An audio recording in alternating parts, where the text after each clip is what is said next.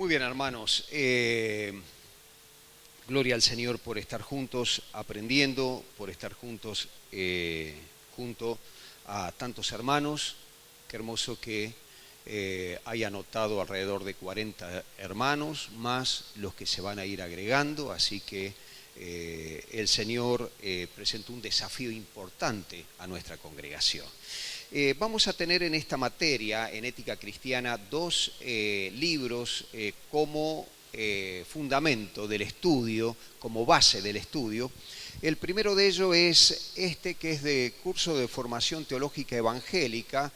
Más o menos esta colección de este curso de formación teológica tiene unos 10, 11 tomos diferentes, y uno de esos tomos es este que estamos viendo, que es de ética cristiana, del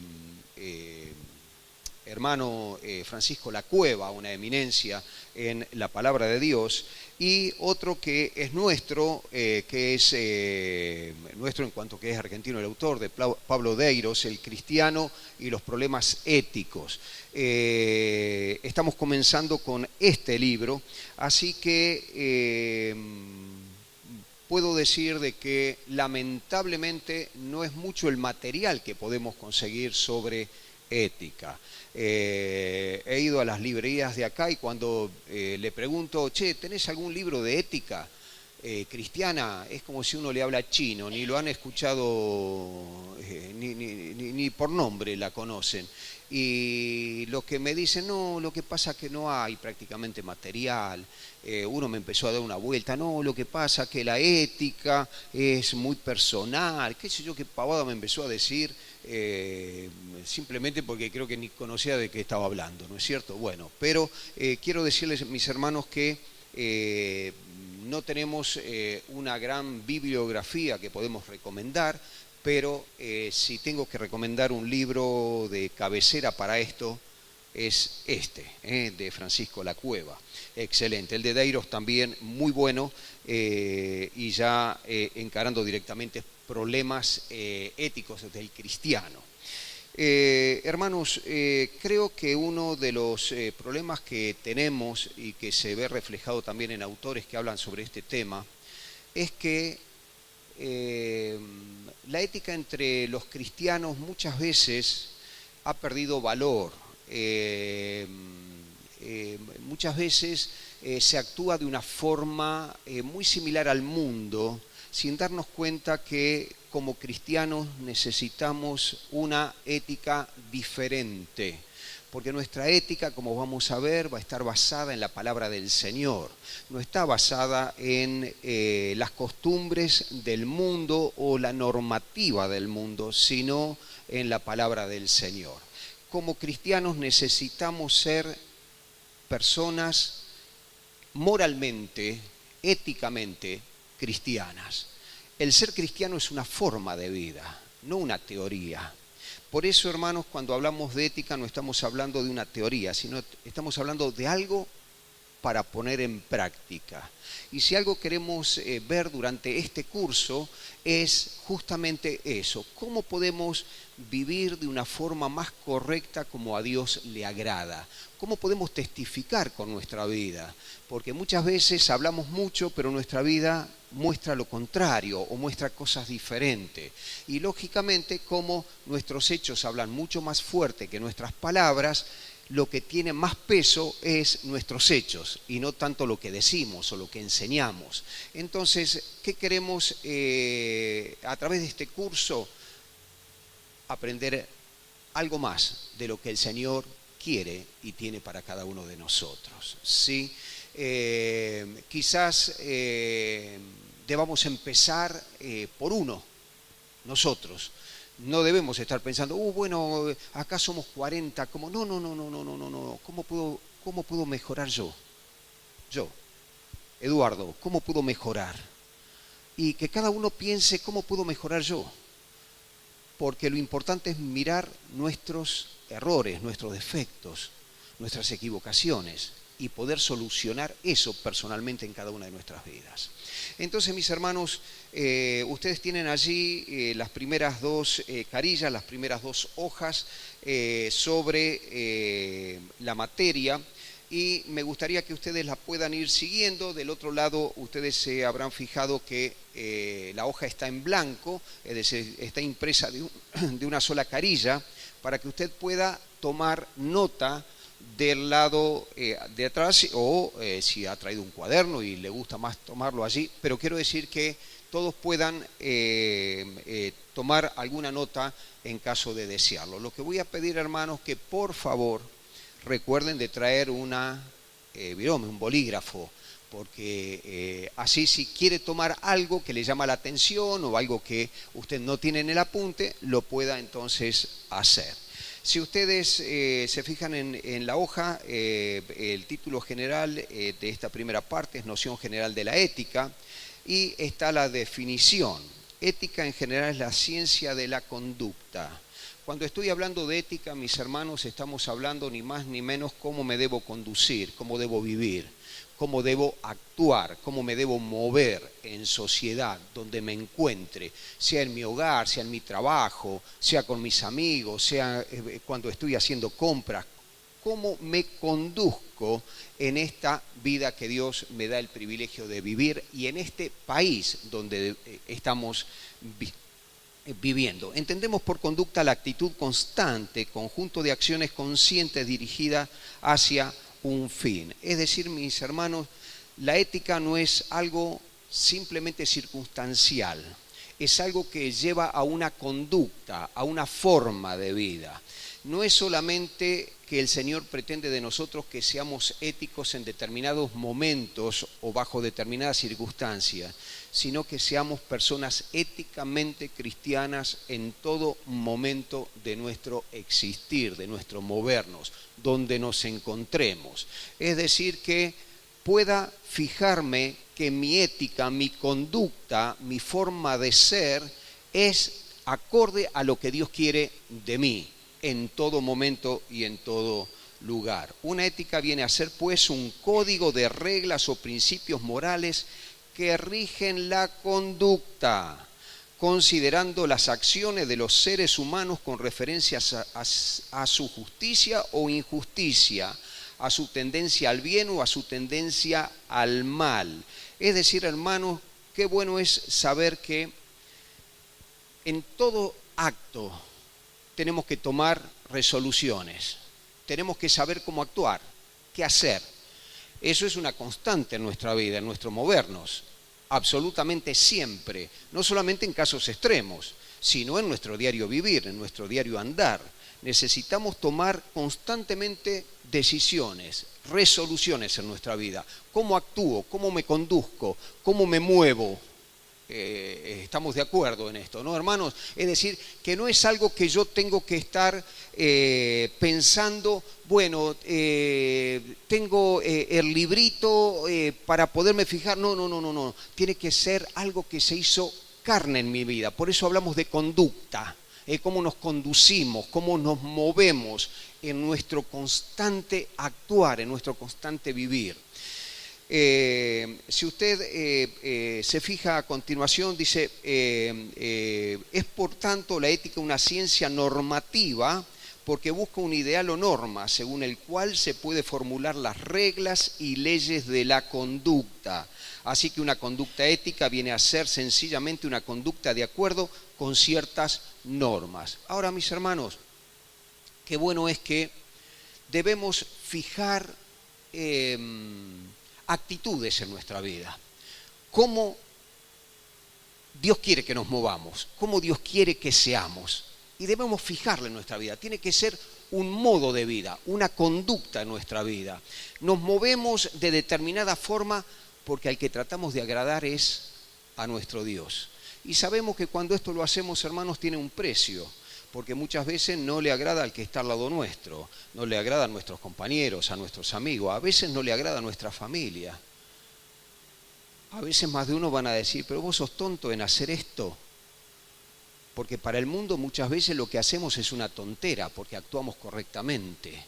Entonces lo importante, hermanos, es que nuestra conducta esté acorde a querer agradar al Señor antes que agradar a los hombres. Estoy siendo claro en esto, ¿no, hermano? Si hay algo que no se entiende dentro de lo que voy hablando, me paran y preguntan u opinan, hermano. Si es participativo, es mucho mejor. A la ética en general suele llamársele también filosofía moral, pues la palabra moral procede del vocablo latino mos, que significa costumbre en sentido ético, como cuando decimos es una persona de malas costumbres. Es decir, que las buenas costumbres es tener buena ética, tener buena moral, ser personas éticamente correctas. El término ética viene del griego ta etika, los asuntos morales, y se deriva de ethos, carácter, costumbre. En efecto, la ética estudia las costumbres humanas, los principios de sus acciones y considera lo que constituye lo bueno y lo malo en tales principios y costumbres. En general, más que dar un código de reglas, busca los principios básicos según los cuales cada individuo procura determinar cómo debe actuar en cualquier situación que se le presente en la vida. Entonces, mis hermanos, la ética va mucho más allá de tener un reglamento. La ética va a una forma de vida, cómo nos desarrollamos. Frente a la circunstancia no tenemos el tiempo de pensar y decir, bueno, ¿qué hago en esto? Hay veces que lo podemos hacer, pero cantidad de veces que no lo podemos hacer. Por ejemplo, vamos a comprar algo y quien nos está dando el vuelto se equivoca y nos da de más. Ahí no tenemos tiempo de decir, bueno, Señor, ¿qué hago? Tengo que tener en mi mente que es lo correcto, que es a lo que Dios le agrada, y automáticamente nos va a hacer reaccionar de determinada forma. Cierta vez estaba mirando por televisión esas filmaciones que hacían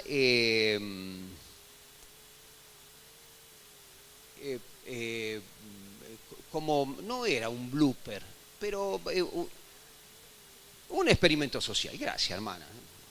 Muy bien, exactamente eso. Lo que dijo, sí, bien. Entonces, acá, ¿qué pasaba? Iba alguien caminando, hacía que metía la mano en el bolsillo y cuando sacaba la mano del bolsillo se le caía, teóricamente, dinero. Una cámara oculta. Exactamente. Entonces, ¿qué pasa? Iba uno por allí y lo tomaba, se apuraba, le tocaba la espalda al que iba caminando y le decía, Señor, se le cayó este dinero. Pero fue muy gracioso que atrás de en una de esas filmaciones de la cámara oculta, como dice Mario, ¿qué sucede? Venía un cura atrás. Y el cura iba caminando, ve que se le cae, mira, lo agarra y lo mete en el bolsillo.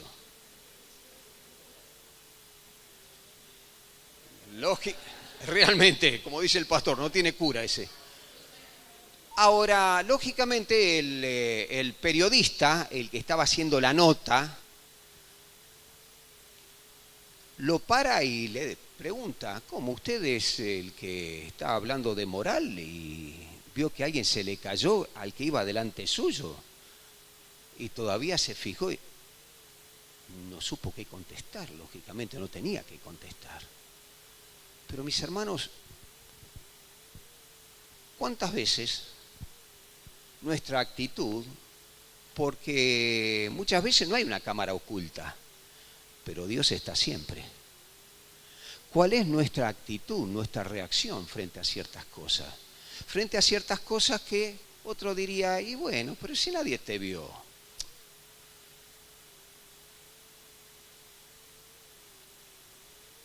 Era interesante que en la misma cámara oculta había otro que atendía un kiosquito y era ciego. Y entonces le daban un billete, compraban algo y el ciego le daba en devolución mayor cantidad de la que le había dado. Estaba el decente que le decía, no, me estás dando mal. Pero estaba el otro que agarraba y se lo guardaba.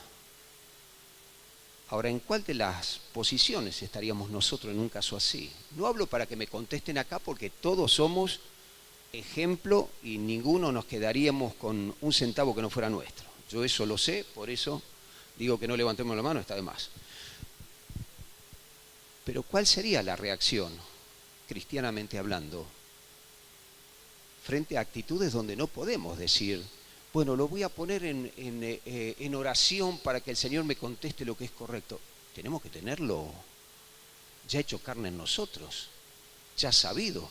Tiene que ser algo automático que nos sale, ni pensarlo. Es una forma de vivir, una forma de actuar. ¿Entendemos, hermanos? Entonces la ética no es una serie de códigos, una lista de preceptos que tenemos escrito. Es ni más ni menos algo que se ha hecho carne en nuestra vida y que donde estemos, cómo estemos, apurado o con tiempo, nos lleva a actuar de determinada manera. Por eso frente al Señor tenemos que pulir nuestra ética cristiana, hilar fino en nuestra ética cristiana, porque el Señor nos ve. El Señor nos ve. No solamente en lo que hacemos, sino también en lo que pensamos, en lo que maquinamos. ¿Está, hermanos? Entonces, lógicamente cuando tenemos normas que están escritas, que son leyes, y esas, como quien diría, simplemente tenemos que saber si las obedecemos o no.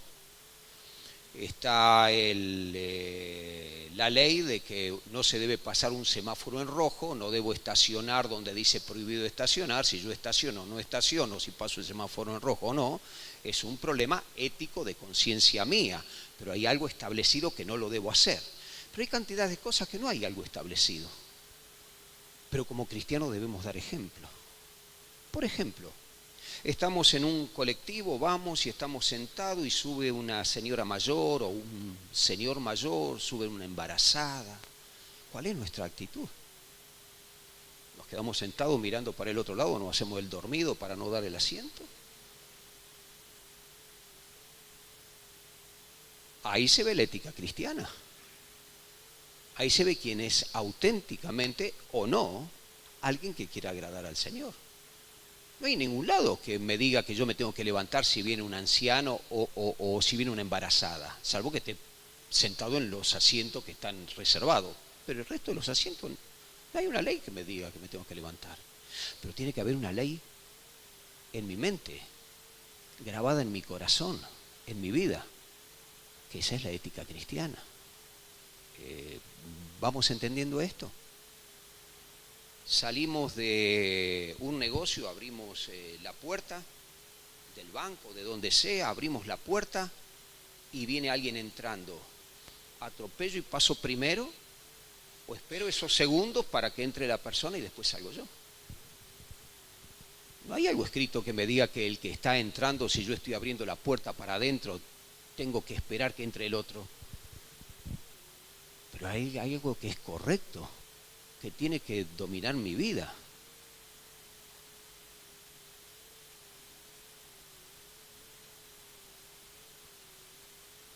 Un par de veces en el colectivo me han dado el asiento.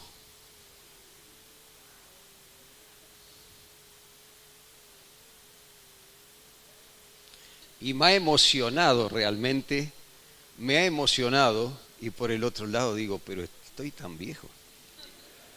Estoy tan arruinado. Pero qué hermoso es ver esa juventud, esa gente tan amable. Hay una ética, hay algo que han aprendido y que no se están fijando si uno anda con bastón o viene todo. No, no, no, simplemente es alguien mayor, ahí está, es suficiente. Es un principio moral, ético. Es algo que podemos decir, es una buena costumbre. Hay cosas que cambian de países, de lugares. Si estamos en una mesa almorzando, cenando, y más si alguien nos ha invitado, de por sí en cualquier lado, más que estemos solo con la familia, pero pongamos que alguien nos invite y nos mandamos un bruto erupto, terminamos de comer. ¿Se pueden ustedes imaginar, hermano? ¿Qué diríamos? ¡Qué ordinario! Pero si estamos en un país árabe, acá dice Mati, si somos turcos, en un país de Medio Oriente, ¿qué va a pasar? Es natural y es correcto, es una forma de decir estoy satisfecho, fue buenísimo lo que participé, pero eso es bueno allá, pero no acá. Por eso, hermanos, no podemos hablar de una ética universal.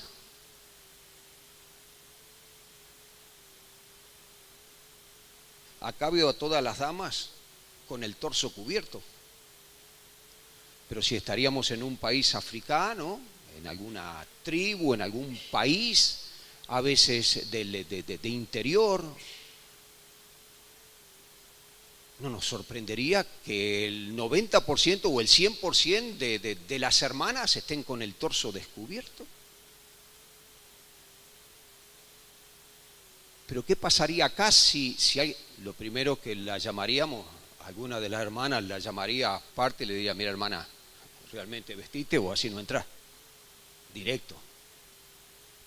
Y trataríamos de recomendarle que vaya a algún psiquiatra porque indudablemente estaría muy perdida.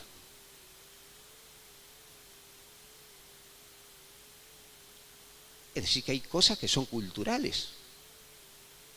Y lo que puede ser buena costumbre en un lado es mala costumbre en otro lado.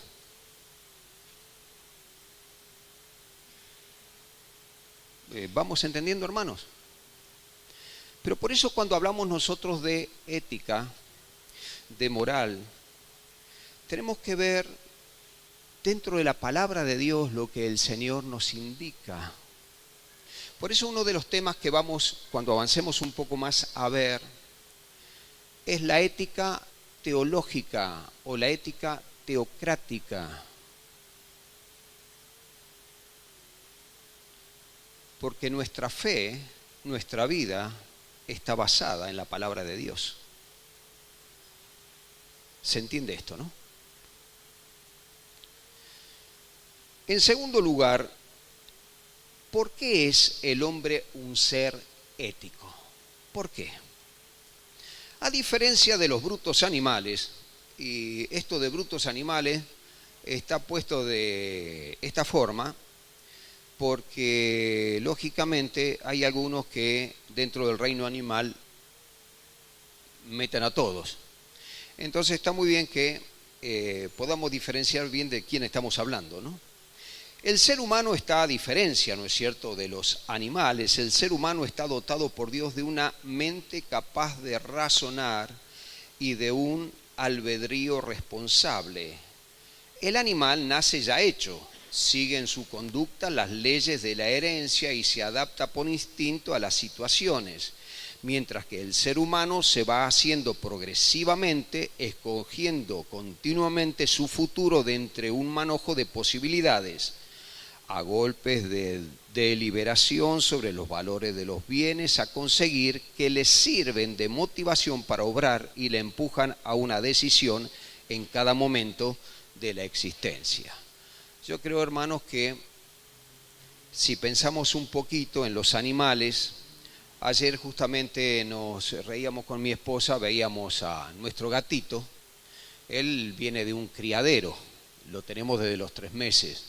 jamás lo hemos sacado afuera para que corra alguna paloma o algún gorrión o cualquiera de las aves que bajan en el fondo de casa, en el patio. Pero si él está arriba de una silla o arriba de algo o en cualquier lado y baja una paloma, él se va todo agazapado, como el gran cazador, como la fiera al acecho. Va todo y trata como de esconderse y está atrás de la reja, es imposible salir. Pero es algo ya instintivo. Lo hace porque su instinto es de, de cazar. Y entonces, lógicamente, eso no es algo que él lo aprendió de la mamá, porque lo sacaron cuando era muy chiquitito y viene de un criadero, de una veterinaria. Ni siquiera está criado al aire libre, pero es algo que lleva dentro. Y uno dice, ¿y cómo les nace esto? Y porque es un instinto, porque es un animal.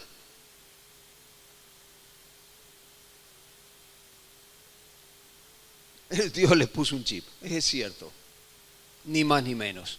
Ahora, mis hermanos, el ser humano es diferente. El ser humano tiene raciocinio, tiene un libre albedrío, puede elegir entre el bien, entre el mal.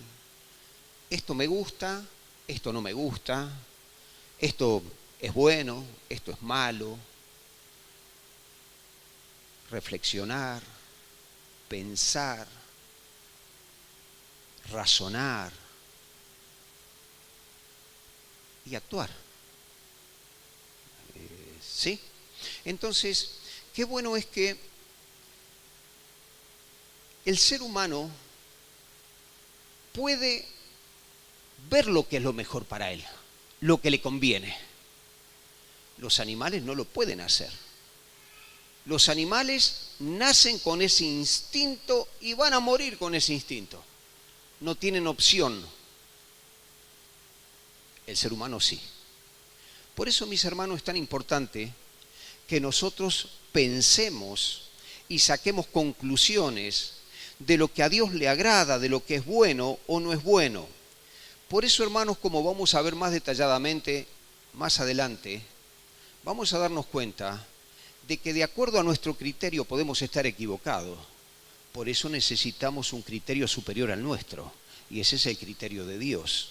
Necesitamos una regla que nos diga lo que es bueno y lo que es malo, más allá de lo que a nosotros nos parezca, porque nuestro interior, nuestra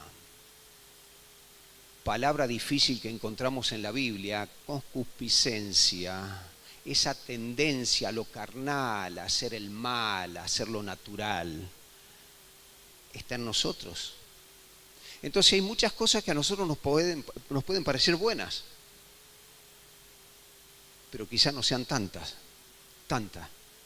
O quizás nos parece lo mejor. Nos podemos equivocar. ¿Y cuántas veces nos equivocamos? Pero hay algo que no se equivoca, y es lo que Dios ha dicho. Y eso lo encontramos en la Biblia. Por eso, mis hermanos, qué bendición que nosotros como cristianos no somos solamente seres humanos, sino somos hijos de Dios. Qué bueno es que nosotros no solamente tenemos la posibilidad de elegir entre el bien y el mal de acuerdo a nuestro concepto, sino poder elegir del bien y el mal de acuerdo al concepto de Dios.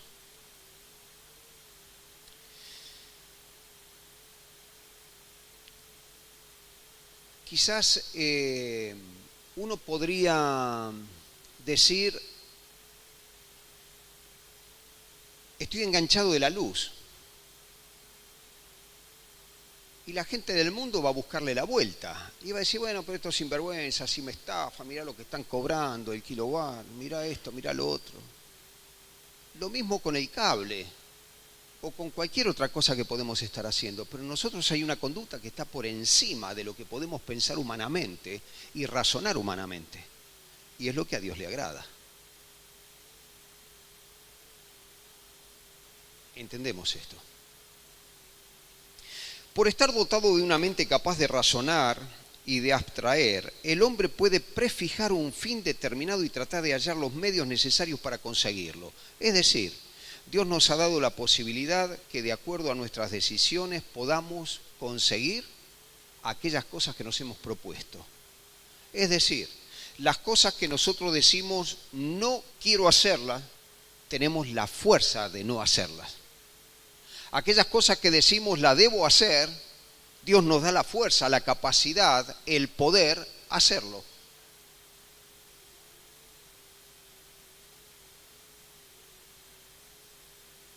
Eso es parte de ser hijos de Dios, no solamente humanos. En la vida humana hay siempre una meta y una andadura, pero el hombre no es un ser autónomo, puesto que es un ser creado y por tanto es limitado y relativo. Nada hay absoluto en el hombre, no teniendo dentro de sí la fuente de su propia perfección y felicidad, depende existencialmente del Creador, que le ha señalado la meta y el camino. Dios le ha de venir, por tanto, de Dios le ha de venir, por tanto, toda la normativa para su comportamiento ético. Hasta aquí, ¿hay alguna pregunta sobre lo que hemos visto? ¿Hay alguien que quiera aportar algo sobre lo que hemos visto? Una de dos, ¿no entendieron nada? ¿O entendieron todo? Gracias, hermano, gracias. Pintas para mucho, hermano, vos. Muy bien, muy bien. Sí, hermana, ¿cómo no? ¿En dónde estamos, hermana? Por favor.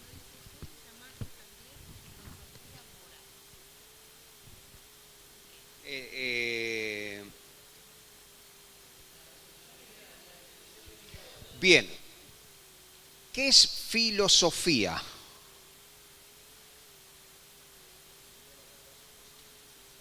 Ni más ni menos.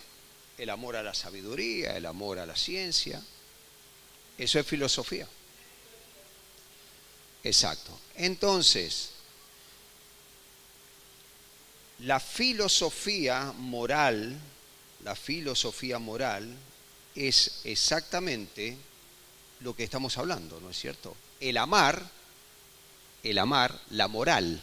El amar, saber más sobre la ética, sobre la moral. ¿Sí? ¿Está, hermana? Bien. ¿Alguna otra pregunta? Sí, sí.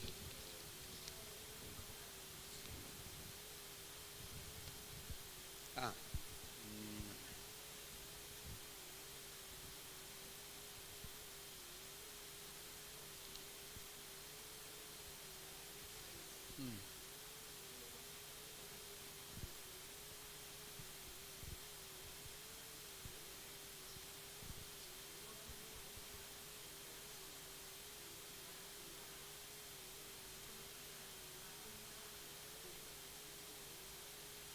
Bueno, habría que preguntarle a él de qué está hablando. Bien. Pero indudablemente que tendrá su base en lo que ha dicho, ¿no es cierto? Pero no veo por qué hablar del corazón es algo muy abstracto, ¿no es cierto? Apuntar al corazón, ¿qué significa? ¿Qué es el corazón? Lo que nos hace ser, lo que somos. ¿Qué es el corazón? No es algo que uno puede decir, bueno, apuntamos a tal. No sé, habría que preguntarle a él qué quiere decir y quizás estudiarlo un poco más. ¿Existe para el hombre una ética meramente natural? Ya de entrada podemos anticipar que la idea de una ética natural o filosofía moral capaz de regir la conducta del ser humano concreto caído por el pecado es una utopía, puesto que no está de acuerdo con la experiencia histórica ni con la palabra de Dios. Es decir, hermanos, podemos hablar de algo que está en nuestra naturaleza, como ética, como moral, que forma parte de nosotros, que viene con nosotros. Dice esto, es un ideal, una utopía, algo que no tiene sentido. Después de la caída original, el ser humano está inclinado al mal, es radicalmente egocéntrico y se siente incapacitado para cumplir la ley de Dios, tendiendo siempre a rebelarse contra ella. Ahí tenemos algunas citas bíblicas que después en la casa ustedes las leen. Es decir, hermanos, moralmente podemos esperar que desde la naturaleza del ser humano salga lo correcto, lo que a Dios le agrada. Lógicamente que no, porque después del pecado el hombre se desvió, el hombre pecó y ya no está en la posibilidad de hacer siempre lo que a Dios le agrada. Al contrario, gran parte de las veces hace lo que a Dios le desagrada, porque el rey de este mundo es el diablo. Los reinos de este mundo le pertenecen al diablo. El pecado, como ya lo hemos podido estudiar, estudiando la palabra de Dios, es un reino, un poder que domina al ser humano. Entonces, naturalmente, el ser humano no puede agradar a Dios, no puede hacer lo que a Dios le agrada. Por eso necesita ayuda externa. Por eso necesita tener ese encuentro, como decimos, con Jesucristo. ¿Se entiende esto, hermanos?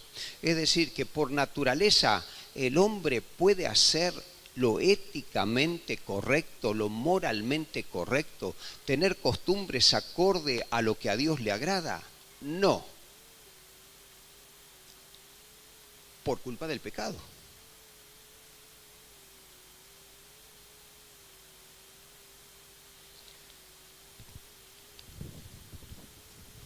Solo existe una ética válida, la cristiana. A la luz del Nuevo Testamento, Cristo está en el centro de la historia de la salvación para toda la humanidad, partiendo en dos la historia, antes y después de Cristo, y la geografía, a la derecha o a la izquierda de Cristo, de tal forma que el destino definitivo de todo ser humano, su eterna salvación o perdición, depende solo y necesariamente de la siguiente alternativa: creer o no creer. Es decir, aceptar o rechazar a Cristo como único Salvador necesario y suficiente. Toda la conducta, todo el comportamiento ético del ser humano está ya tipificada como fruto de una de esas dos raíces, fe o incredulidad. Y allí tienen una serie de pasajes bíblicos que creo que ustedes ubican bien de qué estamos hablando. Es decir, hermanos, ¿qué hace la diferencia entre una persona moralmente correcta frente a las normas de Dios si ha tenido un encuentro o no con Jesucristo? Lo que hace la diferencia entre uno y otro dentro de la humanidad es Jesucristo. Los que creen en Él o los que le rechazaron. Los que están en Él o los que están sin Él. Los que tienen la salvación o los que todavía continúan en la perdición. No hay otra. Es decir, de acuerdo a dónde esté situado, será su comportamiento. Por eso, hermanos, muchas veces cuando nosotros vemos por televisión atrocidades, cosas que uno dice, ¿cómo es posible que un ser humano haga esto? Lo estamos nosotros viendo desde un punto de vista diferente a lo que lo ve la persona. Porque una cosa es ver la realidad con la óptica de estar basado en la palabra de Dios, de estar basado en Cristo, y otra muy diferente es verlo sin Cristo en el medio. La diferencia la hace Jesucristo. Por eso el actuar del creyente, de la humanidad en cuanto a la moral, dependerá tremendamente si está o no está en Jesucristo.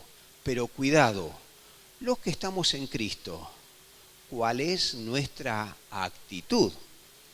Porque muchos llevamos el nombre de cristianos y de que estamos en Cristo, pero no es más que un título. Pero estamos diciendo que ser cristiano es una forma de vivir, es ética, moral, conducta. ¿Estamos, hermanos? Entonces, ¿qué es lo que hace la diferencia? La diferencia la hace Jesucristo, porque Jesucristo cambia el modo de pensar. No solamente cuando creemos en Cristo tenemos perdón de pecados y nos vamos al cielo. Cristo cambia nuestro interior, cambia nuestra forma de conducirnos, de ver la vida, de pesar las cosas que están a nuestro alrededor para tomar decisiones diferentes a las que tomábamos antes. Por eso es tan común cuando uno escucha testimonios, decir, sí, yo en mi antigua vida hacía esto, hacía lo otro.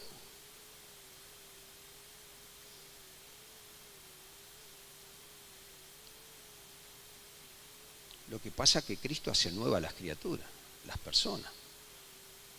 Habla de una nueva creación. Somos creados nuevos. Entonces, ¿qué es lo que hace la diferencia entre uno y otro? Jesucristo. O como en ciertos países están hablando de un Dios, de amor, de coso, y hacen atentados para matar a infinidad de personas. La diferencia la hace Jesucristo en una vida, no una religión.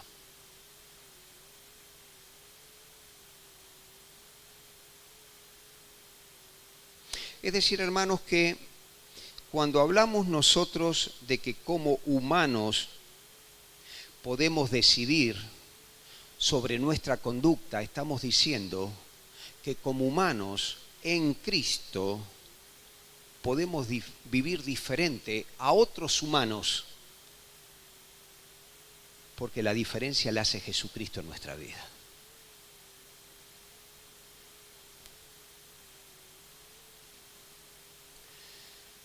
La ética cristiana está afincada en la vida eterna, en la vida divina, tanto que la vida del cristiano es participación de la naturaleza divina, es decir, de la conducta moral de Dios. De este concepto ético que comporta la participación de la naturaleza divina arranca toda la temática moral de la Biblia, desde el primer seréis santos porque yo soy santo, hasta el todo aquel que tiene esta esperanza en Él se justifica a sí mismo, así como Él es puro.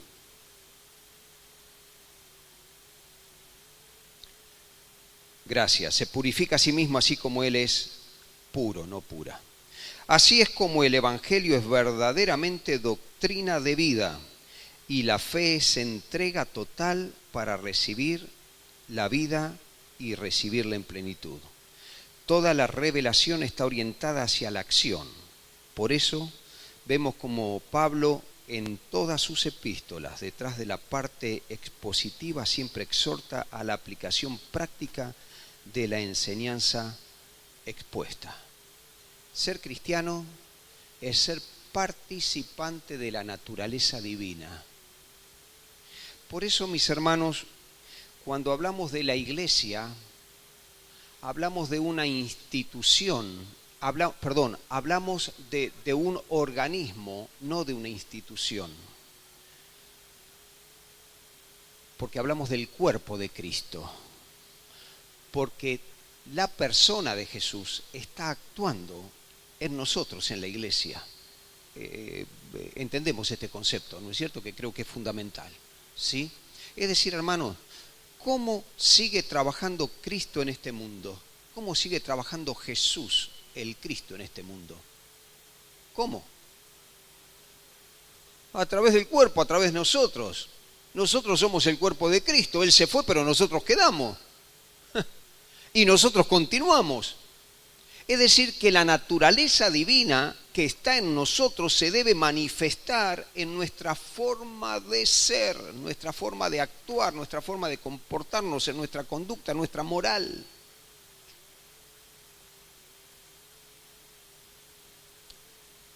Por eso, mis hermanos, qué bueno es que en esta noche por lo menos podamos irnos con esto en claro. ¿Qué es lo que el Señor quiere de nosotros? ¿Quiere simplemente cristianos de nombre que hablen de Él? ¿O pretende además que seamos cristianos de nombre, que hablemos de Él, pero que vivamos como Él vivió? Porque para eso dejó ejemplo. Para eso es nuestro Maestro, nuestro Señor, que indudablemente el pastor Cristian desarrollará bien el tema. Por eso, mis hermanos, creo que si hay algo que debemos tener en mente en este estudio, es que el Señor nos llama a algo diferente.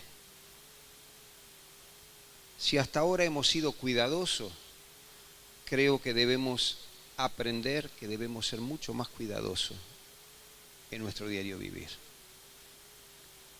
Quizás muchas cosas no les damos importancia.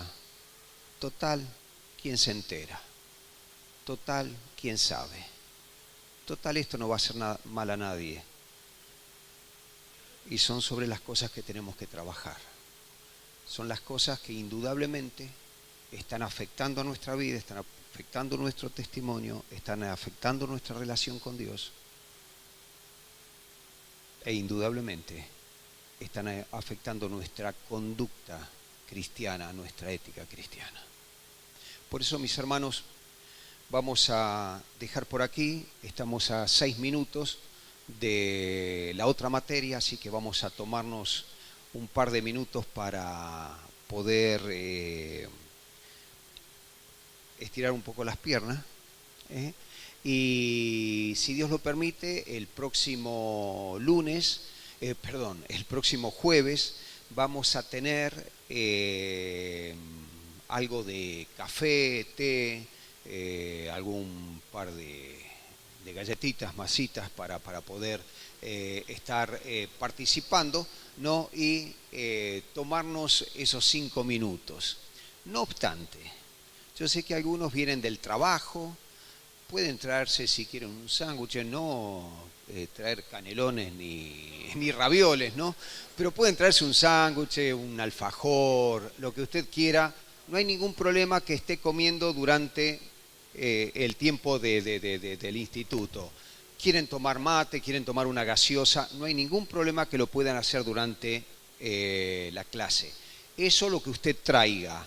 Lo que sí no vamos a acostumbrarnos o hacer, hermanos, por favor, ya les dejo. Sí, no vamos a dejar hacer es que durante el curso nos levantemos a servirnos algo de la mesa. Eso es si usted trae algo que no distrae a otros, ni se distrae usted, puede comerlo, puede tomarlo. Pero no que mientras estamos en el curso nos levantamos, nos servimos, todo eso. Eso vamos a tener esos 10 minutos para poderlo hacer tranquilamente entre clase y clase, y de paso nos ayuda a despabilarnos un poco. Hermanos, Dios les bendiga y no se vaya, que todavía queda una materia y de mucha importancia. Dios les bendiga. Gracias.